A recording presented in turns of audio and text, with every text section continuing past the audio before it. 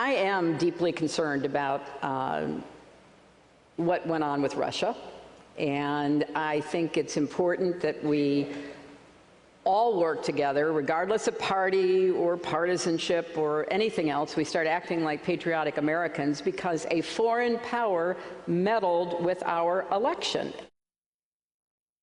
Certainly, misogyny played a role. I mean, that just has to be admitted. And why and what the underlying reasons were is what I'm trying to parse out myself. With men, success and ambition are correlated with likability. So the more successful a man is, the more likable he becomes. With a woman, guess what? It's the exact opposite.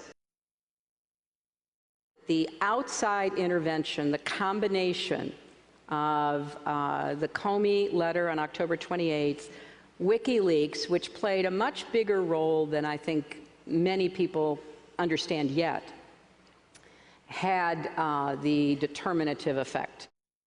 Campaign in American history. That was Hillary Clinton at the Women in the World Conference. Mika, can you ask me a question? Can you ask me a quick question?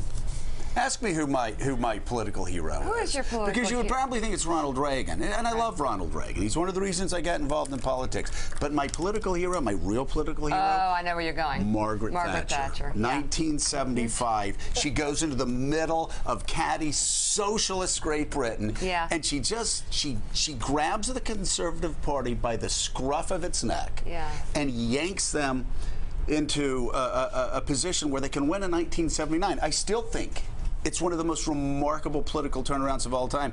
She was strong, and guess what? I've got pictures of her all over my house.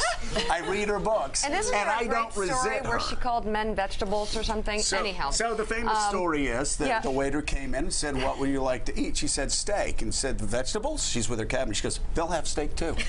And I love her. I absolutely love her.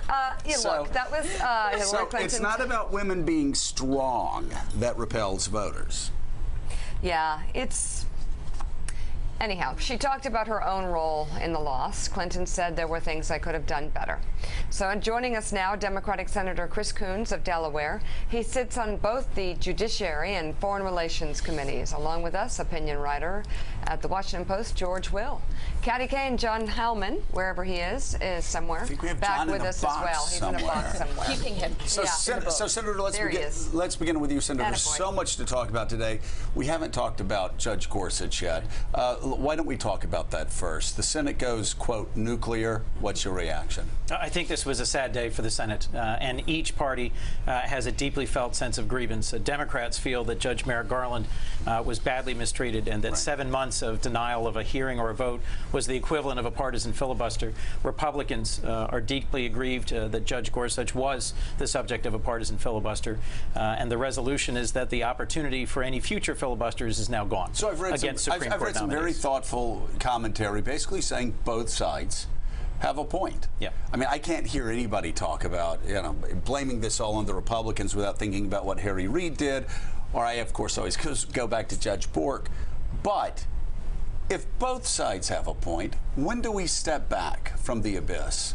And when do we start, giving qualified judges, regardless of their ideology, 90 votes? Well, Joe, I spent a lot of time in the last 2 weeks with a dozen senators, both Republicans and Democrats, trying to come to an agreement, similar to what the Gang of 14 was able to do. Right. Susan Collins was a terrific partner in doing this work, and on my side, Senators Bennett and King.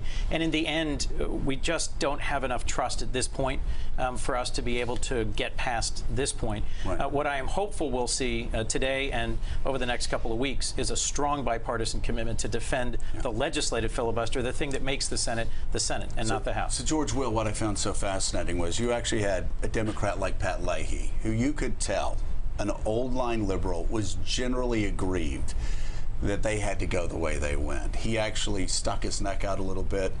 Liberal groups pounded him. Then you had John McCain on the other side saying anybody celebrating this is an idiot, and yet McCain had to fall in line as well.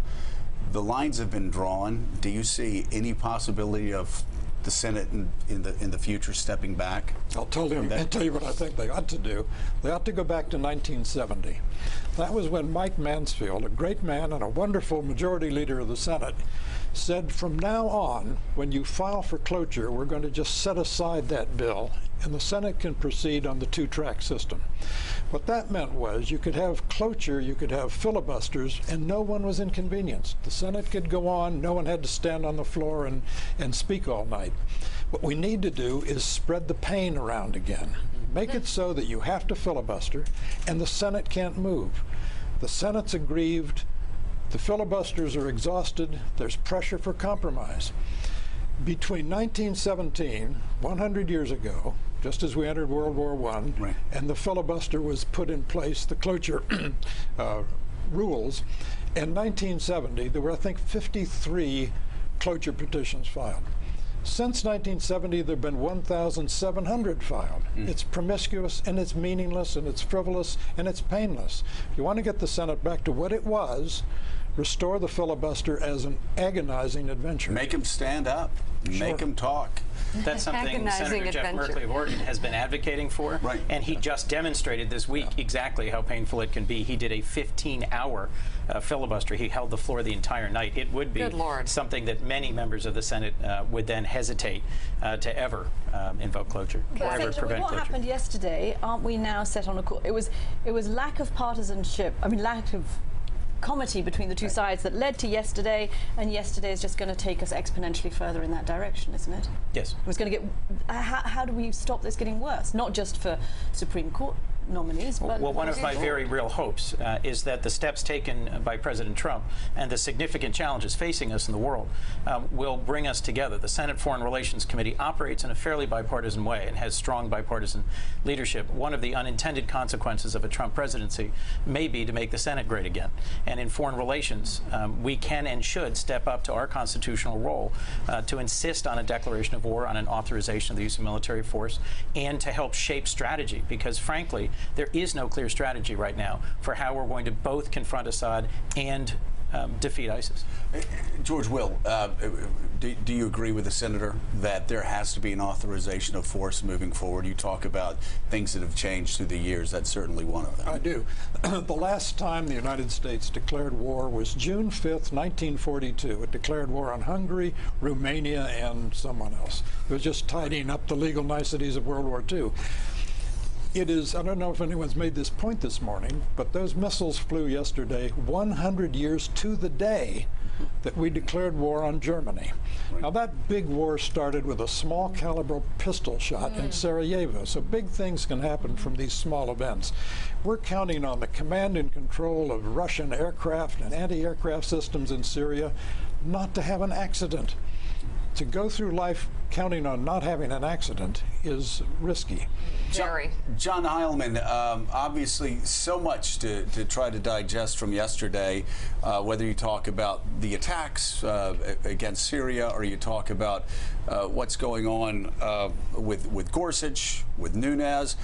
But you guys have been covering the Hill for the past several weeks for Showtime, for the circus.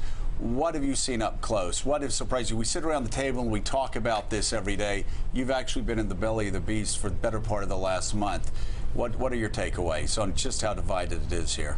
Well, first of all, obviously the level of partisanship is extraordinarily high.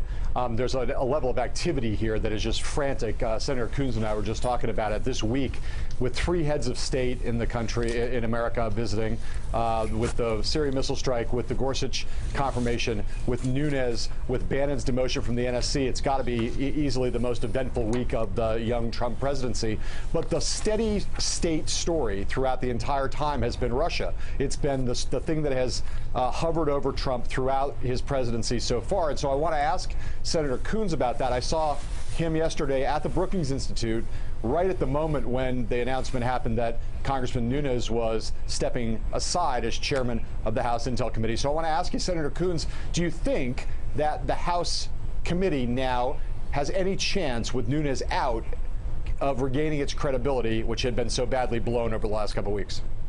Well, I'm hopeful that that's what's going to happen. There are members of the House Intelligence Committee, I spoke with 2 yesterday, who recognize that their role in oversight, that their role as an equal chamber of the Congress with the Senate was really compromised by Congressman Nunes. And so I think they're eager to step forward and demonstrate that they can be responsible.